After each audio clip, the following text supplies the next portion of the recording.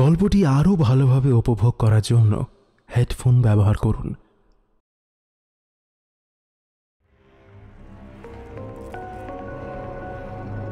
Welcome to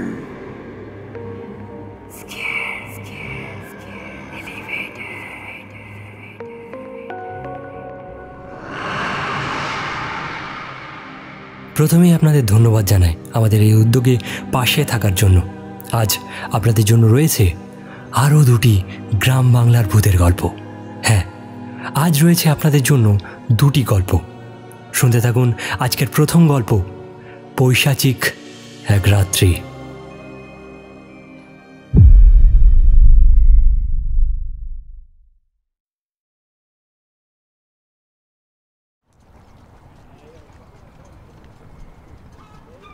সেদিন আমাদের চায়ের আসরটা বসেছিল বিশুদার চায়ের দোকানে। সন্ধ্যের দিকে চারজন বসে চা খাচ্ছিলাম আর বিভিন্ন রকমের গল্প হচ্ছিল। গল্প হতে হতেই বিশুদার হ্যারিকেনটা গেল নিভে। বাতাসের দাপট এতই বেশি যে আমাকে রীতিমতো চিৎকার করে কথা বলতে হলো। ও বিশুদা, বলছি হ্যারিকেনটা নিভে গেছে তো, আর ওটাকে জ্বালানোর বন্দোবস্ত করো। আসলে এই মোহনপুর হলো গিয়ে একটা ছোট্ট গ্রাম। এখানে এখনও শহরের ছোঁয়া এসে লাগেনি, তাই এখনও ইলেকট্রিসিটির বন্দোবস্ত হয়নি। তবে আর বেশি দিন মনে হচ্ছে না এরকম থাকবে। খুব শিগগিরই এই গ্রামে ইলেকট্রিসিটি এসে পৌঁছবে, এরকম আলোচনা হচ্ছিল টুকটাক আর কি। সত্যি বলতে কি, হ্যারিকেনটা নিভে যেতে অসুবিধা খুব একটা হচ্ছিল তেমন নয়, বরং উল্টে বেশ ভালোই লাগছিল। আজ অনেক দিন বাদে চারজন একসাথে বসে বিশুদার চায়ের দোকানে চা খাচ্ছি। চারজন বলতে আমি, নিতাই, রথিকান্ত আর আমাদের সবার প্রিয় প্রবীণ বন্ধু মানে দীপঙ্কর মজুমদার ওরফে আমাদের দীপুদা। এই দীপুদা হচ্ছে একজন হাতুড়ে ডাক্তার। এই হাতুড়ে ডাক্তার বলার কারণ হচ্ছে যে দীপুদা কোনোদিনই ডাক্তারি বিষয়ে পড়াশোনা করেনি, আর ওই কি টেনে টুনে 10ম শ্রেণীর গণ্ডি পেরিয়েছিল। তারপরে ঘুরে ঘুরে শহরের কোন এক ডাক্তারের কাছে তার অ্যাসিস্ট্যান্ট হয়েছিল বেশ কিছুদিন। সত্যি বলতে কি, এত কিছু আমরা দীপুদার ব্যাপারে জানতাম না, তার মুখ থেকেই এসব শোনা। তবে কি দীপুদা শহরে অ্যাসিস্ট্যান্টগিরি করে বেশ ভালোই ডাক্তারি কলা কৌশল শিখে নিয়েছে, কারণ এই গ্রামের কারোর কোনো রোগ জ্বালা কিংবা কোনো রকম শারীরিক অসুস্থতা হলেই দীপুদার কাছে সবাই ছুটে আসে, আর দীপুদা সবাইকে তাদের রোগ অনুযায়ী ওষুধ দিত।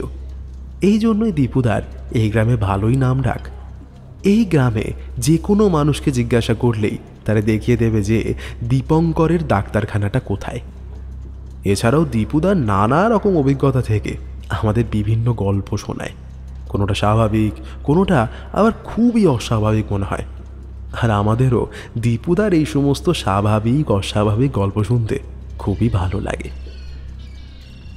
তেমনি আজ দীপুদাকে সবাই মিলে চেপে ধরলাম যে তার একটা অভিজ্ঞতার গল্প শোনাতেই হবে।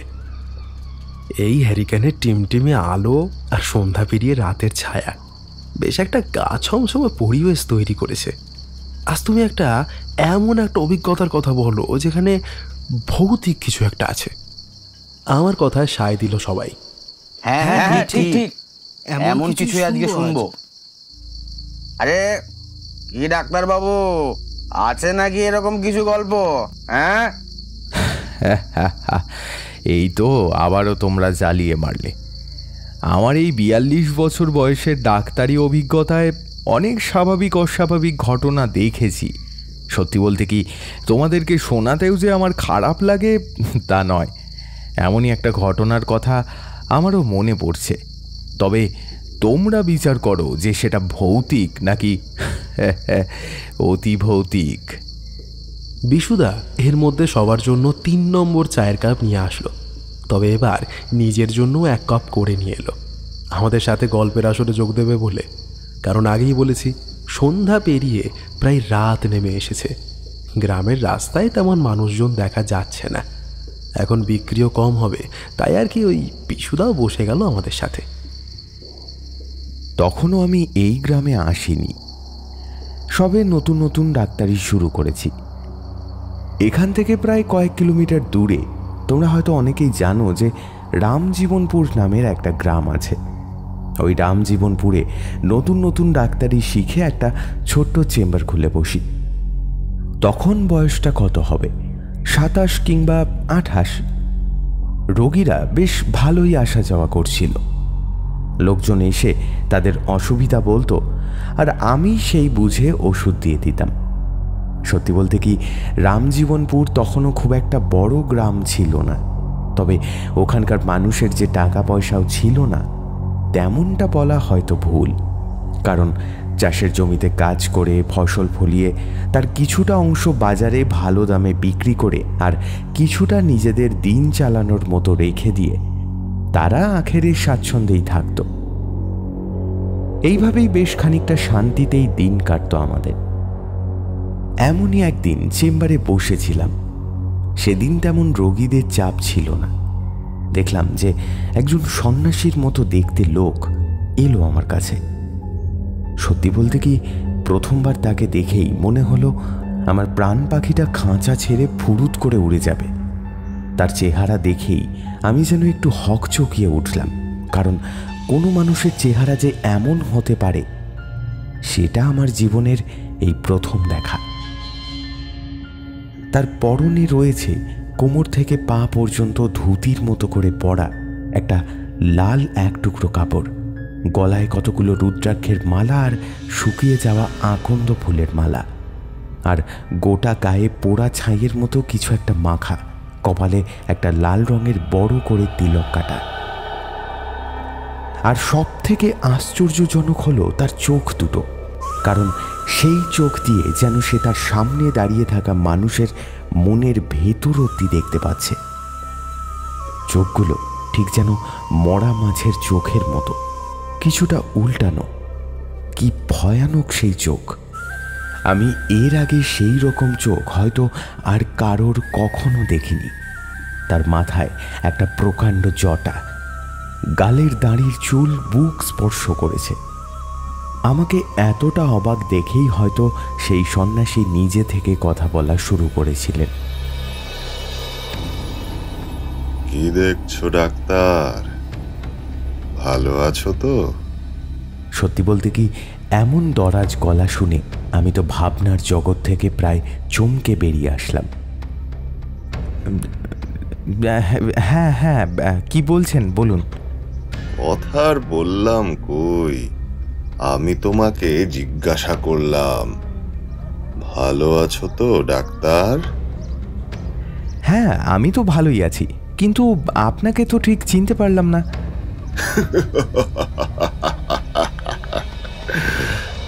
ডাক্তার, তুমি আমাকে চিনবে না, তুমি তো এই গ্রামে নতুন এসেছো, কিন্তু আমি তোমাকে খুব চিনি। ডাক্তার, এই গ্রামে সবাই আমাকে কালীনাথ তান্ত্রিক নামে চেনে। তুমিও ওই পরিচয়টাই জেনে রাখো। তান্ত্রিকের কথাটা শুনেই আমার বুকের ভেতরটা আবারও ধূপ করে উঠল, কারণ ছোট থেকেই এই সাধু সন্ন্যাসী তান্ত্রিক এইসবকে একটু এড়িয়েই চলতাম। সন্ন্যাসী লোকটা কিন্তু এক নাগাড়ে কথা বলেই যাচ্ছে। এই গ্রামের দক্ষিণ দিকে যে শ্মশান আছে, সেই শ্মশানের পাশে একটা ছোট্ট কুঁড়ে ঘর আছে, সেখানেই আমি থাকি। তবে কি জানো ডাক্তার, তোমার কাছে যেমন মানুষজন আসে শরীরের স্বাভাবিক রোগের চিকিৎসা করার জন্য, তেমনি আমার কাছেও মানুষ যায় কোনো মানুষের অস্বাভাবিক রোগের চিকিৎসা করানোর জন্য। অস্বাভাবিক বলতে বুঝতেই পারছো নিশ্চয়ই। তাহলে দেখো তো ডাক্তার, আমাদের দুজনের কিছুটা হলেও মিল রয়েছে, তাই না?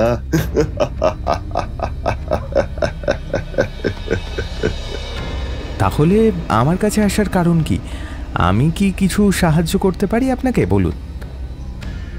ডাক্তার, তুমি আমার কি করবে? আমার ভালো মন্দর বিচার তো উপরে যিনি আছেন তিনিই করবেন। তোমার কাছে আসার কারণ অন্য। আমি একটু পরিচয় করতে এলাম তোমার সঙ্গে। লোকজনের মুখে শুনলাম যে গ্রামে এক নতুন ডাক্তার এসেছে, তাই আর কি দেখতে এলাম। ঠিক আছে ডাক্তার, এখন আমি যাই, আবার পরে কোনো একদিন আসব। কালীনাথ তান্ত্রিক সেদিনের মতো চলে গেল। যদিও পরে আমি গ্রামের লোকের কাছ থেকে খবর নিয়েছিলাম যে কালীনাথ তান্ত্রিক কেমন মানুষ। গ্রামের কম বেশি সবাই ভালোই বলেছিল তাকে, কিন্তু উনি নাকি বেশি কারোর সাথে মেলামেশা করেন না। উনি ওনার পুজো আর্চা নিয়েই থাকেন। এরপর থেকে প্রায়ই কালীনাথ তান্ত্রিকের আসা যাওয়া লেগেই ছিল আমার চেম্বারে। প্রায়ই দেখা হওয়ার কারণেই হয়তো কালীনাথ তান্ত্রিকের প্রতি যেই ভয়টা ছিল সেটা যেন আস্তে আস্তে কেটে গেল। কিন্তু সেই যে অস্বাভাবিক রকমের চোখ, সেই চোখের দিকে তাকালে তখনও বুকের ভিতরটা মোচড় দিত।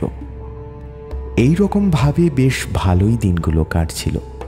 এই ছোট্ট গ্রামে তেমন কিছু অস্বাভাবিক ঘটনা ঘটে না, কিন্তু একদিন ঘটল এক আশ্চর্যজনক ঘটনা।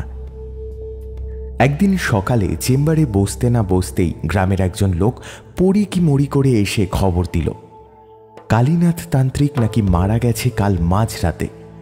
তাকে শান্ত করে বসিয়ে একটু জল খাওয়ালাম। তারপর সে ধীরে সুস্থে জানালো যে সে নাকি আজ সকালে তার গরু দুটোকে নিয়ে গিয়েছিল দক্ষিণে, শ্মশানের পাশেই জঙ্গলটার কাছে। জঙ্গলে ঢোকার আগে সে দেখে যে দূরে শ্মশানে কোনো মানুষের দেহ যেন চিত হয়ে পড়ে আছে, কিন্তু আশেপাশে কোনো লোককে দেখতে না পেয়ে তার সন্দেহ হয়। তাই তখনই সে হন্তদন্ত হয়ে এগিয়ে যায় সেই চিত হয়ে থাকা মানুষটার কাছে। আর কাছে গিয়েই সে হকচকিয়ে ওঠে, কারণ সেখানে যে মানুষটির দেহ চিত হয়ে পড়েছিল সেটি আর কারণ না, কালীনাথ তান্ত্রিকের।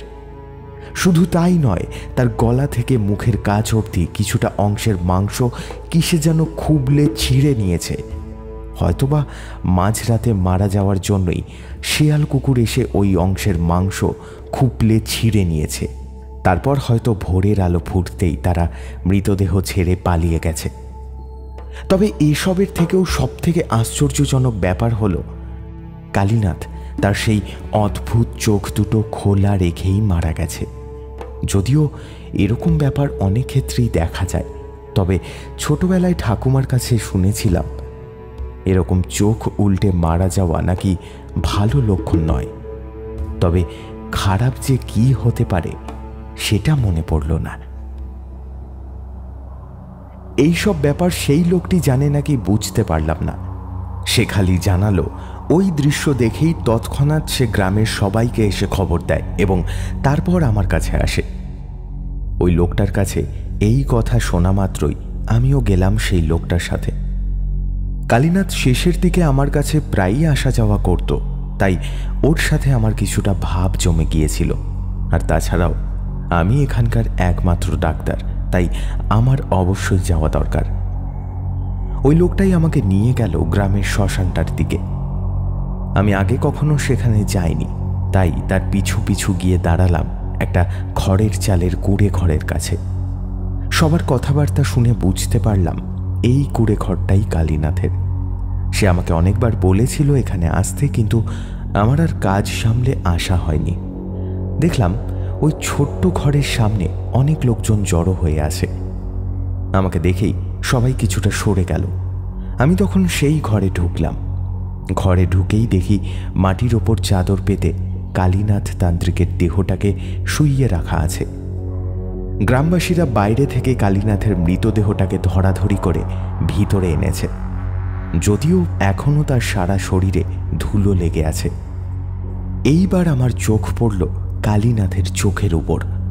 লোকটার কথা মতোই সে দুটো খোলা, কিন্তু মারা যাওয়ার পরে যেন সেই চোখের দৃষ্টি আরও প্রখর এবং আরও বেশি রহস্যজনক হয়ে উঠেছে। গ্রামবাসীদেরও অনেকেরই এই কথা মনে হয়েছিল। আরও একটা জিনিসের জন্য আমার অস্বস্তি হচ্ছিল। আমার বারবার মনে হচ্ছিল সেই চোখ যেন এখন আমাদেরকে আরও গভীরভাবে পর্যবেক্ষণ করছে। আমি মৃতদেহর কাছে গিয়ে মাটির ওপর ঝুঁকে পড়ে পরীক্ষা করে বুঝলাম মৃত্যুর কারণ খুবই সাধারণ। হৃৎপিণ্ড হঠাৎ কাজ করা বন্ধ করে দেওয়ায় সে মারা গিয়েছে। মৃতদেহ দেখে কালীনাথের ঘরের ভেতর থেকে বেরিয়ে আসলাম। ওখান থেকে সবাই ফিরে এলো। কালীনাথের মৃতদেহ ওর ঘরের ভেতরেই রইল। বাঁশের বেড়া দিয়ে ঘরের দরজাটা বন্ধ রেখে আমরা সবাই কিছু আলোচনা করার জন্য গ্রামে এলাম একবার। ফিরে এসে সিদ্ধান্ত হলো যে গ্রামের 2-4 জন গিয়ে কালীনাথের মৃতদেহ দাহ আর সৎকার সেরে আসবে। গ্রামে কালীনাথের আপনজন বলতে কেউ ছিল না, তাই আমরা নিজেদের মধ্যেই কাজ ভাগ করে নিলাম। আবার আমরা কয়েকজন মিলে ফিরে গেলাম কালীনাথ তান্ত্রিকের ঘরে। কিন্তু সেখানে যেতেই যেন এক ভয়ঙ্কর অশুভ শক্তির আভাস পেলাম। বাইরে থেকেই দেখা যাচ্ছে কালীনাথ তান্ত্রিকের ঘরের ভেতর সব লণ্ডভণ্ড হয়ে পড়ে আছে, আর বাঁশের বেড়া দেওয়া দরজাটা হাট করে খোলা হয়ে পড়ে আছে। ওই দরজাটা আমি নিজের হাতে বন্ধ করে গিয়েছিলাম। আর সব থেকে আশ্চর্যজনক ঘটনা হচ্ছে, যেখানে কালীনাথ তান্ত্রিকের মৃতদেহটা ছিল সেখানে আর সেটা নেই। তাহলে কি কেউ মৃতদেহ চুরি করল?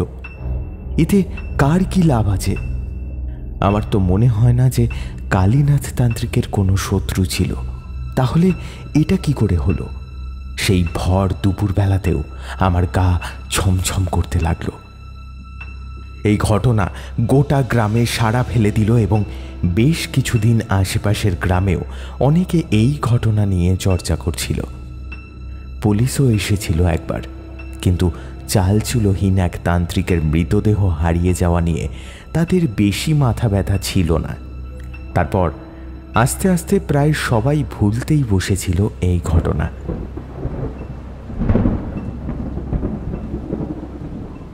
দীপুদা এবার একবার থামল। আমাদের সবার মন আর অন্য কোথাও ছিল না। ঘড়ির দিকেও কারোর খেয়াল নেই। বৃষ্টি অনেকটা ধরেছে, কিন্তু আমাদের কারোর বাড়ি ফেরার তাড়া নেই। তাই দীপুদা আমাদের মনের কথা বুঝতে পেরে চায়ের কাপে একবার সুখ চুমুক দিয়ে আবার তার কাহিনী শুরু করল।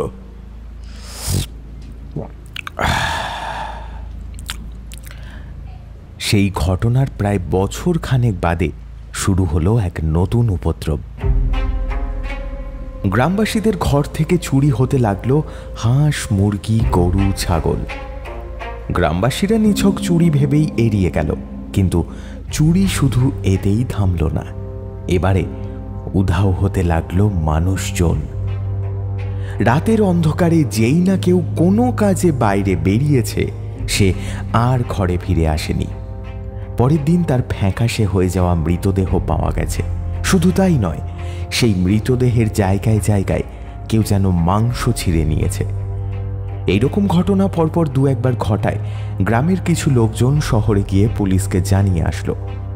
পুলিশও গ্রামে কয়েকটা জায়গায় পাহারার বন্দোবস্ত করল, কিন্তু তাতে কোনো লাভ হলো না। পুলিশ এই কাণ্ডের কোনোভাবেই কোনো সুরাহা করতে পারল না। আমার পেশায় যেহেতু ডাক্তারি, সেহেতু রাত বিরেতে আমাকে রোগী দেখতে যেতেই হয়। একদিন হলো কি, সন্ধেবেলায় গ্রামের একজন খবর দিল তার ছেলের নাকি খুব জ্বর, এক্ষুনি একবার আমাকে যেতে হবে তার বাড়িতে। আমিও বেরিয়ে পড়লাম সেই সন্ধেবেলায়। সঙ্গে কিছু ওষুধ, একটা টর্চ লাইট আর একটা ফল কাটার ছুরি নিলাম। সাবধানের মার নেই, যদি কোনো সমস্যা হয় তখন এটাকেই যা হোক করে কাজে লাগিয়ে দেব। রোগীর বাড়িতে পৌঁছে তাকে পরীক্ষা করে ওষুধ দিয়ে যখন বাড়ি ফেরার জন্য বের হচ্ছি, তখন সন্ধে গড়িয়ে প্রায় রাত নেমে এসেছে। আমাকে বাড়ি ফেরার জন্য একটা ছোট্ট জঙ্গলের মতো এলাকা পেরিয়ে আসতে হবে।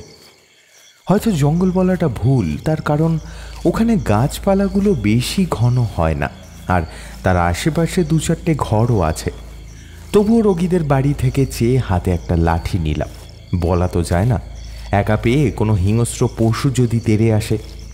আর এমনিতেই এই গ্রামে দিনকাল ভালো যাচ্ছে না, মানুষজনও উধাও হয়ে যাচ্ছে। কখন যে কি হয় বলা যায় না। তারপর হাঁটা লাগালাম নিজের বাড়ির উদ্দেশ্যে। কিছুক্ষণ হাঁটার পরে যখন জঙ্গল এলাকাটার মাঝ বরাবর পৌঁছালাম, তখন একটা শব্দ কানে আসলো। কেউ যেন গোগ্রাসে কিছু একটা খাচ্ছে। আমার ভীষণ কৌতূহল হলো, মনে হলো কোনো বড় জানোয়ার। তাই হাতের লাঠি বাগিয়ে ধরে টর্চ লাইটটা এগিয়ে গেলাম ওই শব্দ লক্ষ্য করে। শব্দটার একদম কাছাকাছি গিয়ে যখন পৌঁছালাম, তখন সেই শব্দ লক্ষ্য করে টর্চ লাইটের আলোটা ফেললাম সেই দিকে।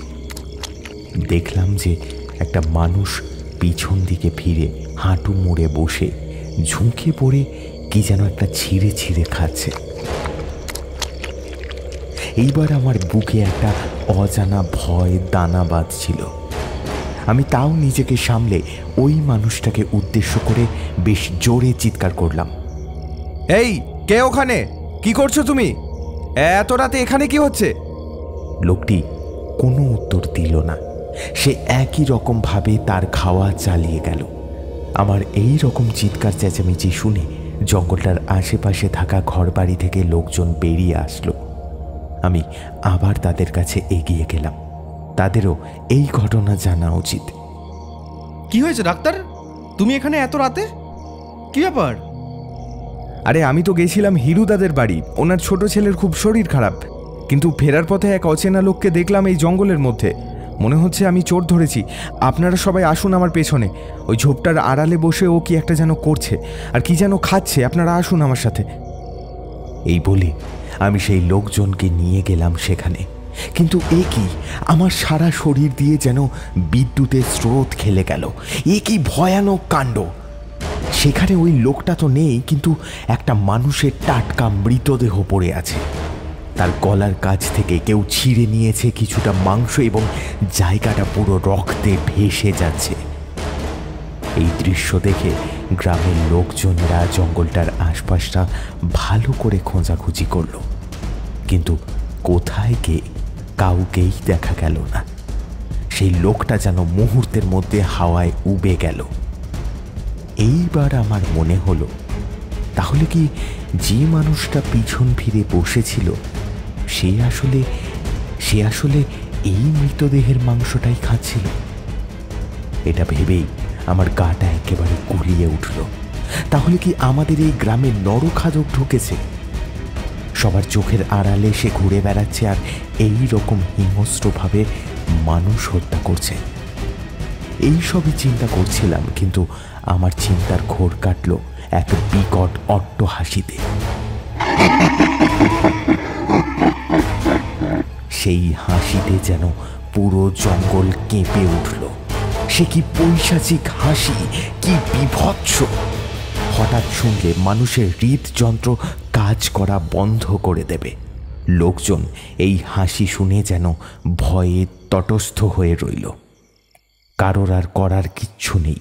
সবাই মনে মনে মেনে নিল যে এটা ভৌতিক উপদ্রব ছাড়া আর কিছুই নয়।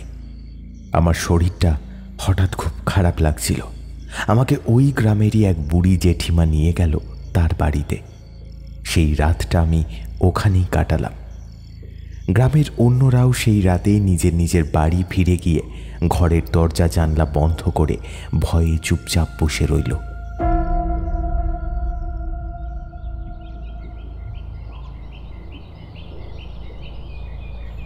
পরের দিন ভোরের আলো ফোটার সঙ্গে সঙ্গেই আমিও আমার বাড়ি ফিরে গেলাম। বেলা বাড়তেই খোঁজ লাগিয়ে জানা গেল মৃতদেহটি এই গ্রামেরই একজনের। সে নাকি রাতে খামারে যাবে বলে বাড়ি থেকে বেরিয়ে এই জঙ্গলের দিকে এসেছিল। তারপর সে আর বাড়ি ফেরেনি। এই ঘটনা নিয়ে গ্রামের মোড়লদের সাথে কথা বলেও কোনো সুরাহা হলো না। শেষ অবধি একটাই সিদ্ধান্ত হলো যে নরখাদক হোক বা অশরীরী আত্মা, সে যখন রাত ছাড়া আসে না, তখন আমাদের দিনের বেলায় কাজ করতে কোনো অসুবিধা নেই। কিন্তু রাত নামলেই যে যার নিজের ঘরের ভেতর দরজা জানলা লাগিয়ে থাকতে হবে। কোনোভাবেই বাইরে বেরোনো যাবে না।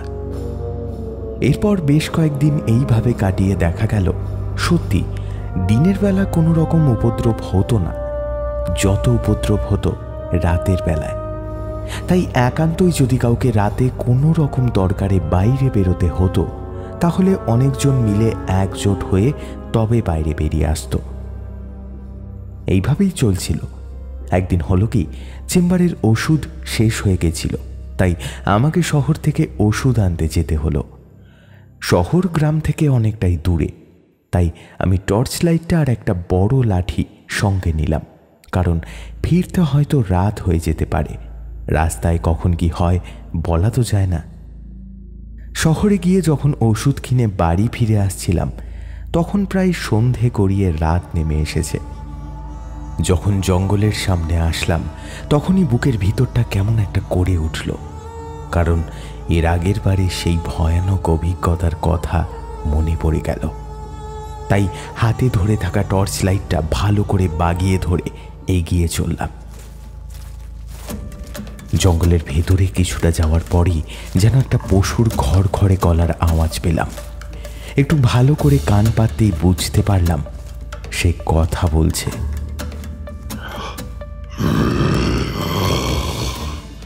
পালিয়ে যাও ডাক্তার, পালিয়ে যাও। আমি সেই শব্দ উদ্দেশ্য করে কথা বলার সাহস পেলাম। কে আপনি? কি চান? আমি কথা বলতে বলতেই শব্দটা কোন দিক থেকে আসছে দেখার জন্য এগিয়ে গেলাম। হাতে তখনও টর্চ আর লাঠিটা আছে। আরে কেউ না ডাক্তার, আরে কেউ না, পালিয়ে যাও। আমি ক্ষুধার্ত, আমার ভীষণ খিদে, আমার রক্ত চাই, আর চাই মাংস। আমার কোনো পরিচয় নেই, আমি স্বয়ং মৃত্যু। আমাকে দেখার চেষ্টা করো না, ভয় পাবে। আমি তোমার শত্রু না, আমি তোমার বন্ধু, তাই তোমাকে সাবধান করে দিচ্ছি। কিন্তু কে জানে, কোনো একদিন হয়তো আমার এই মরণ খিদে মাথা চাড়া দিয়ে উঠবে, তখন তুমিও পার পাবে না ডাক্তার। আচ্ছা, নিজে এতগুলো মানুষ মেরে আবার আমাকে ভয় দেখানো হচ্ছে? তবে রে, তুই দাঁড়া, এখনই গ্রামের লোক ডেকে তোর মজা বার করবো, দাঁড়া। আমি এবার আর আগের ভুলটা করলাম না। গ্রামের লোকজনকে ডাকার আগে নিজে হাতের টর্চ লাইটটা নিয়ে সেই শব্দের উৎস লক্ষ্য করে পৌঁছালাম সেই জায়গায়, কারণ নিজে নিশ্চিত না হয়ে কিছু করলে খামোখা গ্রামের লোকের ভয় বাড়বে। কিন্তু সেখানে গিয়ে যা দেখলাম তাতে আমার বুকের ভেতর হৃৎপিণ্ডটা যেন বাইরে বেরিয়ে আসার উপক্রম হলো। মনে হলো শরীরের সব রক্ত জল হয়ে গেছে যেন। বুঝলাম কাউকে সঙ্গে না নিয়ে এসে আমি কি ভুলটাই না করেছি। আমার টর্চ লাইটের আলোটা যেখানে গিয়ে পড়েছে সেইখানে বসে আছে কালীনাথ তান্ত্রিক। হ্যাঁ, সেই কালীনাথ তান্ত্রিক যার মৃতদেহ উধাও হয়ে গিয়েছিল। সেই চোখ মরা মাছের মতো উল্টানো, এবং সেই চোখে এখন ফুটে উঠেছে হিংস্রতা আর বিভৎসতা। আমার চিনতে একটুও ভুল হওয়ার কথা নয়, কারণ আমি টর্চের আলোয় ভালো করে দেখেছি গলার থেকে মুখের খাঁজ অবধি খুপলে নেওয়া মাংসপিণ্ডের জায়গাগুলো, যেমনটা কালীনাথ মারা যাওয়ার সময় দেখেছিলাম। আমি আরও দেখলাম যে কালীনাথ কিছু একটা খাচ্ছে। ভালো করে জিনিসটা লক্ষ্য করে দেখতেই আমার গা শিউরে উঠল। সেটা আর কিছু না, একটা মৃতদেহ, এবং সেটা থেকে মাংস ছিঁড়ে ছিঁড়ে খাচ্ছে কালীনাথ। এই দৃশ্য দেখার পরে কিংকর্তব্য বিমূঢ় হয়ে ছুট লাগালাম বাড়ির দিকে।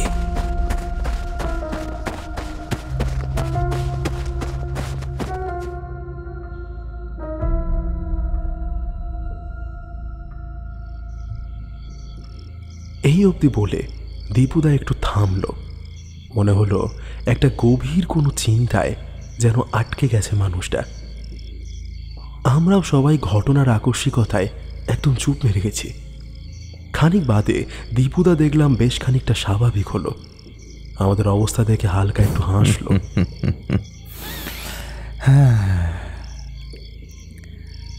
কালীনাথের কি হয়েছিল আমি সেদিন বুঝতে পারিনি, কিন্তু পরে এই ব্যাপারে খোঁজ খবর নিতে গিয়ে জানতে পেরেছি অনেক তান্ত্রিক পিশাচ সিদ্ধ হওয়ার চেষ্টা করতে গিয়ে এইভাবেই হঠাৎ মারা গেছে, আর তাদের মৃত্যুর পর এমনই আচমকা তাদের মৃতদেহ হারিয়ে গেছে। অনেক খুঁজেও পাওয়া যায়নি। আসলে এরা পিশাচকে ডেকে আনতে যায়, কিন্তু যখন তাকে সামলাতে পারে না তখন এই পিশাচটাই এদের প্রাণ কেড়ে নেয়, আর তারপর এদের মৃত শরীরগুলোকে পিশাচ তার বশে করে রাখে। সেই শরীরগুলো হয়ে ওঠে ভয়ানক। তারা কেবল রক্তের নেশায় বুঁদ হয়ে থাকে। আমি এইসব কথা শুনেই বুঝেছিলাম কালীনাথের সাথেও হয়তো এমনই কিছুই হয়েছিল। এক রাতে এসব ভাবতে ভাবতেই নিজের ঘরে ফিরছিলাম।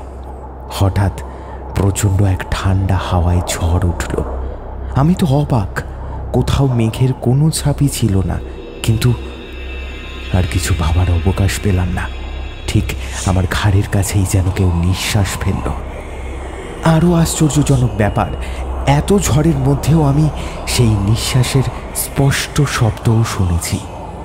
আমি পেছনে ফেরার আগেই শুনতে পেলাম সেই অমানসিক কণ্ঠস্বর।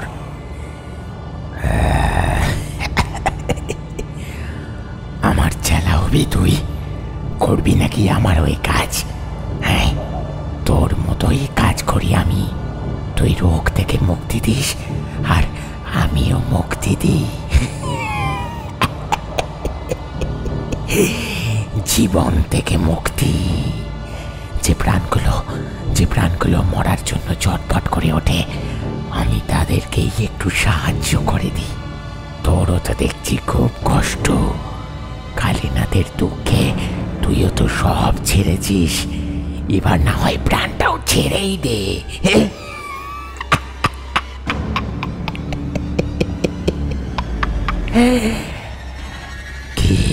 কি ভাবছিস?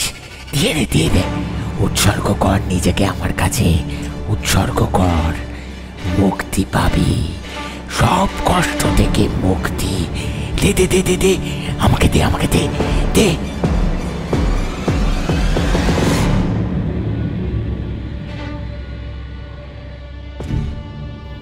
এরপর আমার আর কিছুই মনে পড়ে না। আমাকে 2 দিন বাদে জঙ্গলের ভেতরে এক ডোবার পাশে খুঁজে পেয়েছিল গ্রামের লোকেরা। আমি তারপর প্রায় 1 মাস বিছানায় পড়েছিলাম। শহর থেকে ডাক্তার এসে বলেছিল আমার শরীরের সব রক্ত যেন কেউ শুষে নিয়েছে। মাসখানেক পর একটু সুস্থ হতেই আমি ওই গ্রাম ছেড়ে পালিয়ে আসি, কারণ মানুষ কিংবা পশু হলেও তার সঙ্গে মোকাবিলা করা যায়, কিন্তু যে মানুষও নয় কিংবা পশুও নয় তাকে আমরা সাধারণ মানুষ হয়ে কি করে বাগে আনব? কি করেই বা মোকাবিলা করব সেই অলৌকিক বিভীষিকার? তারপর ওই গ্রাম ছেড়ে এসে এই গ্রামে উঠলাম, আর এখানেই পাকাপাকিভাবে রয়ে গেলাম। এই তো আর কদিন বাঁচবো তা ঠিক জানি না, তবে শেষ বয়সটা এই গ্রামেই হয়তো কেটে যাবে। কালীনাথের কথা আজও মনে পড়ে, আর প্রায় সঙ্গে সঙ্গেই মনে পড়ে যায় সেই মূর্তিহীন বিভীষিকার কথা। আজও কখনো কখনো মাঝরাতে আমার বাড়ির পাশেই যে পুকুরটা আছে তার উল্টো দিকের পাড়ে জঙ্গলটার মধ্যে এক লাল আলখাল্লা পড়া মূর্তি নজরে আসে, কিন্তু আমি মনের ভুল ভেবেই ঘুমোতে যাই। এই বলে দীপুদা চুপ করল। এতক্ষণ আমরা মন্ত্রমুগ্ধ শ্রোতার মতো বসে দীপুদার কাছ থেকে তারই ভয়ানক অভিজ্ঞতার কথা শুনছিলাম। কারোর মুখ থেকে কোনো আওয়াজ বের হলো না। সবারই ভীষণ ক্লান্ত লাগছিল। বাড়ি ফেরার ক্ষমতাটুকু যেন নেই কারোর মধ্যে। দীপুদা যেন আমাদের মনের কথা বুঝতে পারল। হ্যাঁ, চলো, রাত তো অনেক হয়েছে, ওঠা যাক তাহলে আজকের মতো। জানি একটু ক্লান্ত লাগছে হয়তো সবার। চলো, আমি এগিয়ে দিচ্ছি তোমাদের।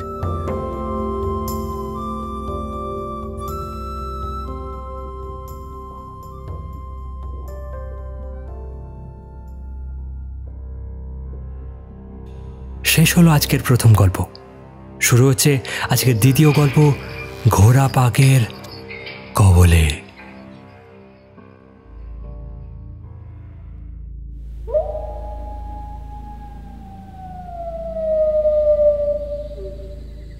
মাছের ব্যাগটা আজ ভারী মনে হচ্ছিল ক্ষীরোদের।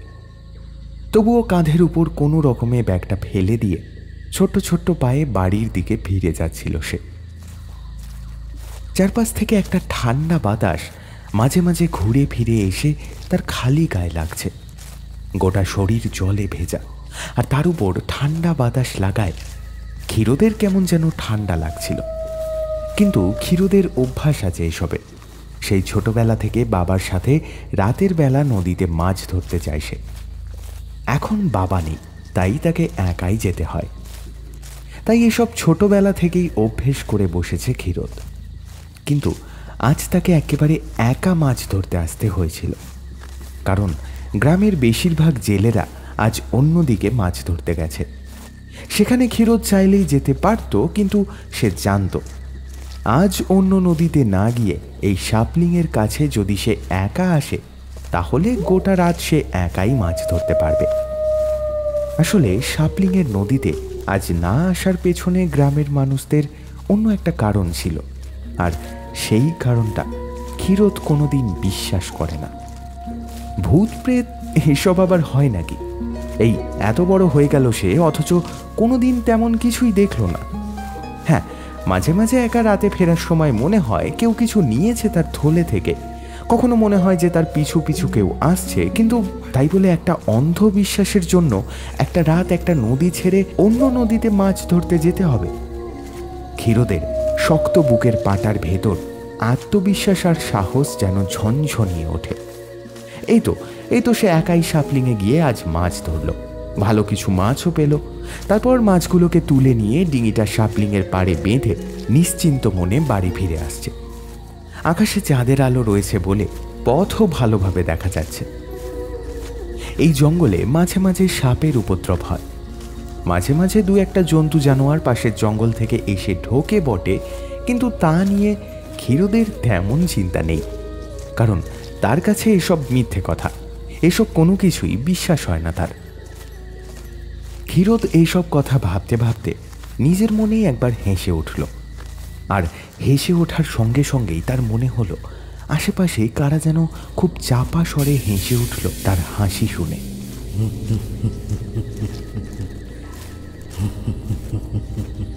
মাঝে মাঝে এমনটা হয়। রাত চড়া পেঁচা কিংবা অন্য কোনো রাত জাগা পাখির ডাক রাতে শুনলে মনে হয় হাসির শব্দ, কিন্তু আসলে তো তা নয়। তাও ক্ষীরোদ একবার পেছনের দিকে তাকিয়ে আশেপাশে দেখে নিল। পাহাড়ের ঢাল যেখানে শেষ হয়েছে সেখান থেকে শুরু হয়েছে এই ছোট্ট জঙ্গলটা। জঙ্গলটা পেরিয়ে গেলে এক পাশে নদী আর অপর পাশে ওদের গ্রামটা। জঙ্গল এখানে খুব একটা ঘন নয়, বড় বড় গাছগুলো এখানে ওখানে ছড়িয়ে ছিটিয়ে রয়েছে। তার মাঝখান দিয়ে হেঁটে যাওয়া যায় স্বচ্ছন্দে। পায়ের নিচে ঘাস এখানে ওখানে জন্মেছে বটে, তবে তারা সবার পায়ে লেগে লেগে সেভাবে বাড়তে পারে না। আসলে এই পাহাড়ি অঞ্চলের বেঁটে ঘাসগুলো খুব একটা বড় হয় না, সেই ছোট্ট থেকে আজ অবধি সেটাই দেখে আসছে ক্ষীরোদ। তাই কাঁধের উপর জলটাকে আর একটু শক্ত করে ধরে নিয়ে ফের সামনের দিকে এগিয়ে যেতে থাকে। আরও খানিকটা এগিয়ে যেতে হবে, তারপরই গ্রামের রাস্তা পড়বে। সেই রাস্তা ধরে বেশ কিছুটা এগোলেই পড়বে ক্ষীরোদের বাড়ি। তার বাড়িটা গ্রামের একদম শেষের দিকে না হলেও তার বাড়ির পরে আর মাত্র 4-5টা বাড়ি আছে। বাড়িতে তার একা বুড়িমা হয়তো তার জন্যই অপেক্ষা করতে করতে ঘুমিয়ে পড়েছে বোধহয়। আজ বারবার করে বারণ করে দিয়েছিল মা, শাপলিংয়ের কাছে যেতে না করেছিল। বিশেষ করে দিব্যি দিয়েছিল যাতে শাপলিংয়ের এই জঙ্গলটার মধ্যে সে না ঢোকে, কিন্তু ক্ষীরোদ কোনো কিছুই মানেনি। আর কথা শুনবেই বা কেন? একটা কুসংস্কার, অন্ধবিশ্বাসকে সবাই মনে মনে বিশ্বাস করে চলবে, আর ক্ষীরোদ কোনো যুক্তি ছাড়াই সেটা মেনে নেবে? ও আবার হয় নাকি? সে জানে পৃথিবীর সমস্ত মানুষ এসে যদি ক্ষীরোদকে কোনো একটা মিথ্যে কথা বলে, সেটাও সে কখনোই বিশ্বাস করবে না। সবাই বলেছে বলেই কি মিথ্যেটা সত্যি হয়ে গেল? নিজের মনে এমন যুক্তি সাজাতে সাজাতে আরও 2 পা এগিয়ে এসেছে ক্ষীরোদ। ঠিক তখনই পেছনের দিকে একটা খসখস শব্দ শুনতে পেল। বড় বড় গাছের পাতাগুলো মাটির উপর পড়ে শুকিয়ে পচে যায়। সেই পাতার উপর পা পড়লে খচখচ শব্দ হয়, কিন্তু সে স্পষ্ট দেখেছে আগেরবার সে যখন পেছনে তাকিয়েছিল চারপাশে কেউ কোথাও ছিল না। এখান থেকে সেই সাপলিংয়ের নদীটা পর্যন্ত মোটামুটি সব স্পষ্টই দেখা যায়, আর চাঁদের আলোয় তো কারোর লুকিয়ে থাকার কোনো উপায় নেই। আবার পেছনের দিকে তাকিয়ে এদিক ওদিক দেখল ক্ষীরোদ। তারপর সামনের দিকে তাকিয়ে হেঁটে আসতে যাবে, ঠিক সেই সময় দেখতে পেল তার ডান পাশে একটা বড় গাছের তলায় কি যেন একটা দাঁড়িয়ে আছে। ক্ষীরোদের একবার দেখে মনে হলো ঘোড়ায় চড়া একটা মানুষ এসে দাঁড়িয়েছে। চাঁদের আলোয় চারপাশটা স্পষ্ট হলেও লোকটা যেখানে দাঁড়িয়ে আছে সেখানটা সামান্য অন্ধকার, তাই ভালোভাবে বোঝা যায় না কোনো কিছু।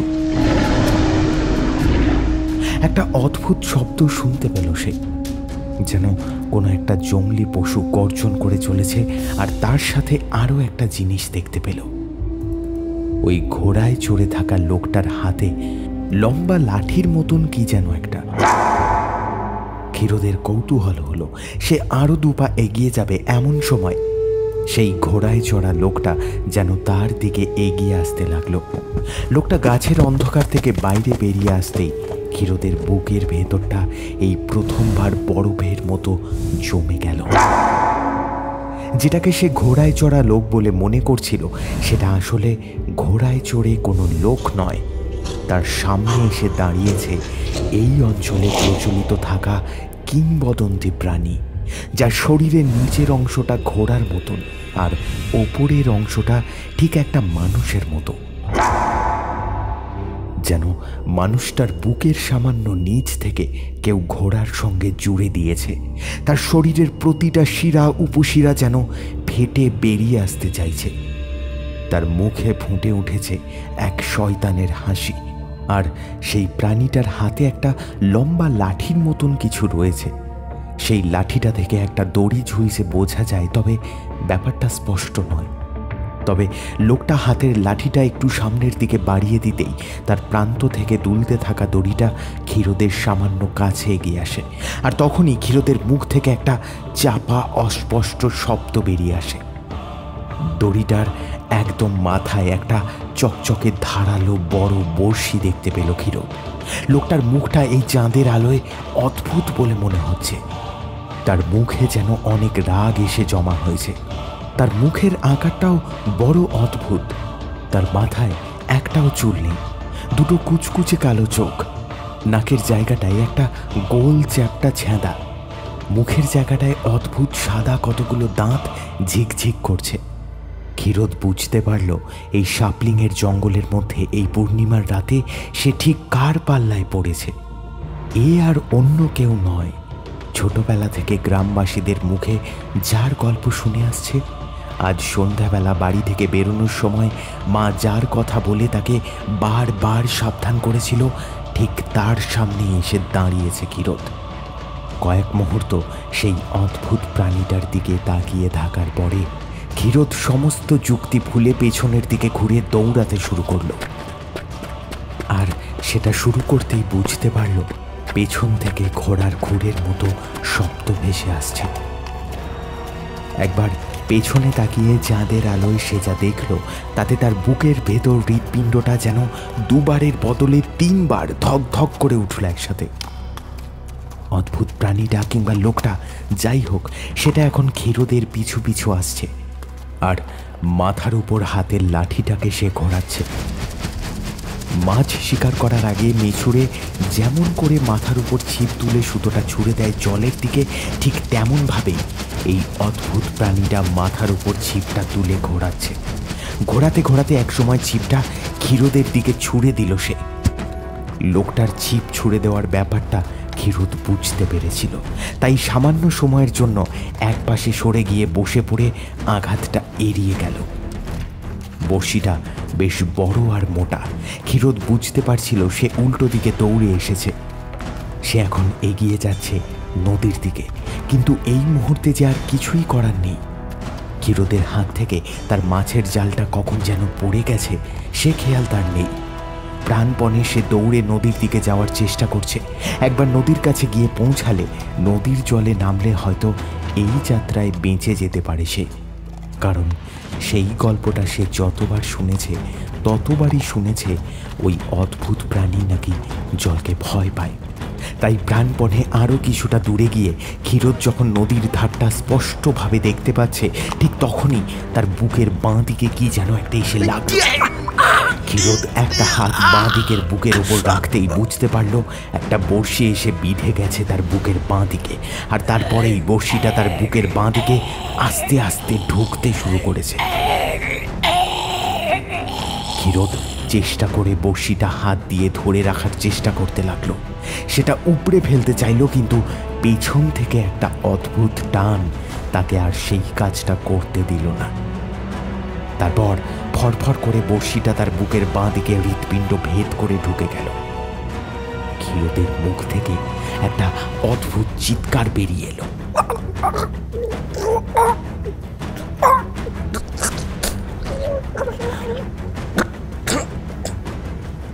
ক্ষীরোদ যন্ত্রণায় মাটির উপর বসে পড়তেই বুঝতে পারল সেই অদ্ভুত প্রাণীটা তার সামনে এসে দাঁড়িয়েছে। তারপর হাতের ছিপটা ধরে টানতে শুরু করেছে। ক্ষীরোদ অবাক হয়ে দেখল তার গোটা শরীরটা ওই সামান্য বাঁশের কঞ্চির ছিপের টানে আর সুতোর টানে উঠে পড়েছে শূন্যে। মৃত্যুর আগের মুহূর্তে ক্ষীরোদ দেখতে পেল তার শরীরটা আস্তে আস্তে উঠে যাচ্ছে সেই অদ্ভুত প্রাণীটার ঠিক সামনে। সেই মূর্তির ডান হাতের টানে তার গোটা শরীর বড়শির আগায় ভাসতে ভাসতে এগিয়ে যাচ্ছে তার দিকে। তার মুখের অদ্ভুত হাসি এখন যেন আরো কঠিন হয়ে উঠেছে। একটা ফ্যাস ফ্যাসে শব্দ ক্ষীরোদ শুনতে পেল, কিন্তু তারপরে আর কিছু শোনার মতো অবস্থা রইল না। বুকের ভেতরের যন্ত্রণাটা আস্তে আস্তে যেন তার শরীরে ছড়িয়ে পড়তে শুরু করল। দুটো চোখ বন্ধ হয়ে আসার আগে ক্ষীরোদ শরীরের সমস্ত শক্তি দিয়ে চিৎকার করার চেষ্টা করলো, কিন্তু তার গলা থেকে কোনো শব্দ বেরোল না। যখন সে বুঝতে পারল তার বুকের যন্ত্রণাটা এখন আরো বেড়ে গেছে, তখন একবার সামনের দিকে তাকিয়ে আস্তে আস্তে দুটো শব্দ বলল সে, ঘোড়াপাক, ঘোড়াপাক।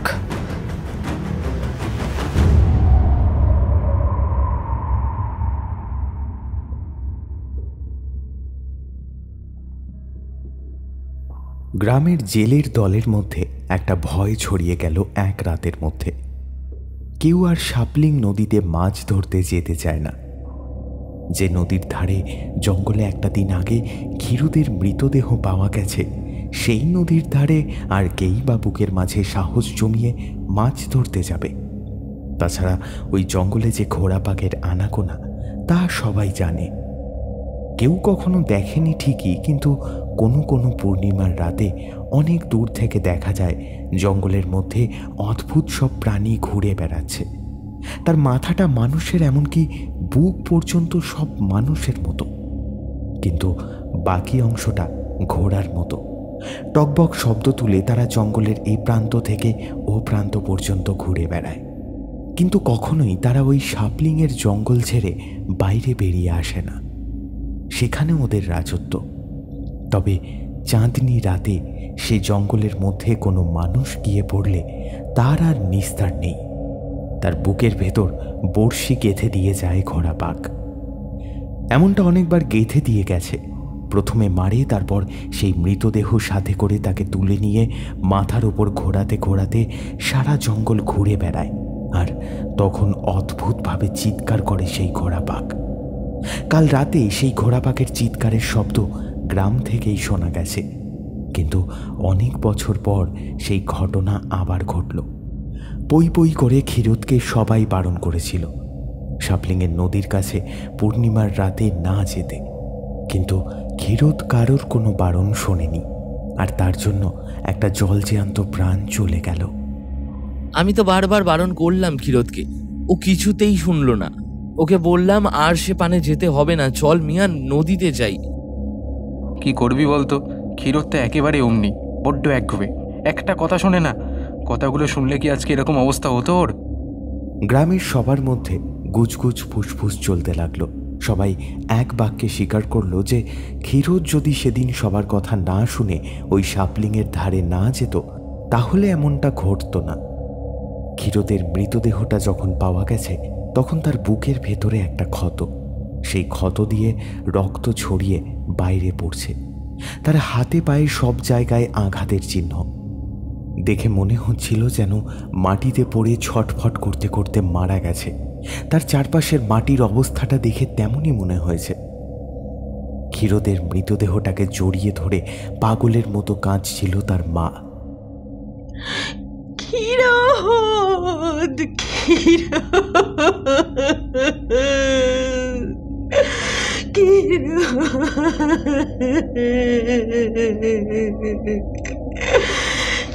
কত বারণ করলাম, শুনলি না আমার কথা?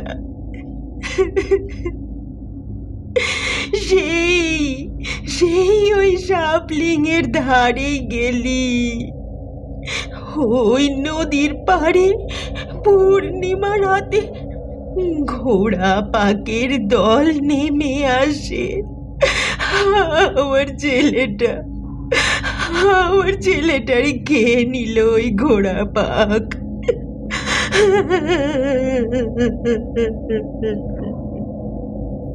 ক্ষীরোদের মায়ের কান্নার ব্যথা সবার মনেই নাড়া দিয়ে যাচ্ছিল, কিন্তু কারোর আর কিছুই করার ছিল না। পরদিন সকালে ক্ষীরোদকে ফিরতে না দেখে কিছু গ্রামবাসী ওই সাপলিংয়ের জঙ্গলে গিয়ে তার প্রাণহীন দেহটা পড়ে থাকতে দেখে। তাদের সেই দৃশ্য দেখে রক্ত জল হয়ে যাবার মতো অবস্থা। তারা নিজেদেরকে সামলে ক্ষীরোদের দেহটা নিয়ে এসেছে।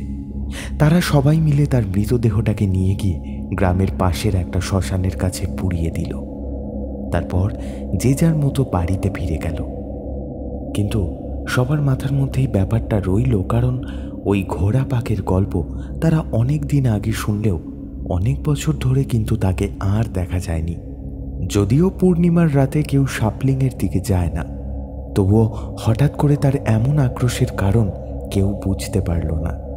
তবে তারা বুঝতে পেরেছিল ব্যাপারটা এখানেই শেষ হবে না, এরপরেও আরও কিছু ঘটতে চলেছে।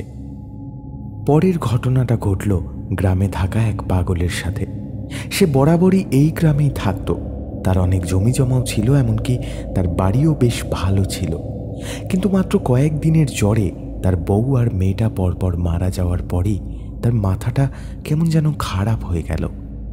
আস্তে আস্তে সে জমি, বাড়ি, ঘর সব কিছুই হারালো। পথে পথে ঘুরে বেড়াতে লাগলো। কেউ কিছু দিলে খেত, না দিলে খেত না।